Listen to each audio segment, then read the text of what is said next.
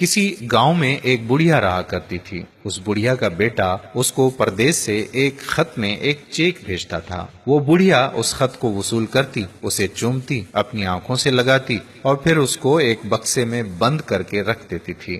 یہ تو جانتی تھی کہ اس کے پیارے بیٹے کا بڑا ہی پیارا خط ہے، لیکن اس ان پڑھ بڑھیا کو پتا نہیں تھا کہ یہ خط نہیں بلکہ اس کے بیٹے نے رقم کا چیک بھیجا ہے، جسے وہ بینک لے کر جاتی تو اس کو پیسے ملتے۔ وہ بڑھیا غربت و افلاس سے وفات پا گئی، لیکن اس کو ساری زندگی یہ پتا نہیں چل سکا کہ اس کا بیٹا اس کے لیے رقم بھیجتا رہا تھا۔ میرے محترم عزیزو، اللہ کا کلام ہمارے پاس آیا، لیکن ہم نے بھی اس بڑھیا کی طرح اس کو آنکھوں سے لگایا، اس کو چوما، چھاتی سے لگایا اور غلاف میں بند کر کے اونچی جگہ پر احتراماً رکھ دیا، لیکن اس سے فائدہ اور ہدایت حاصل نہ کی۔ تو جب ہم اس دنیا سے جائیں گے تو اس بڑھیا کی طرح ہی ہوں گے جس نے اپنی لا علمی کی بنا پر نعمتوں کے ہوتے ہوئے بھی ان کا استعمال نہیں کیا۔ مگر ہم تو جانتے ہیں کہ قرآن مجید زندگیوں کو بدلنے والی کتاب ہے۔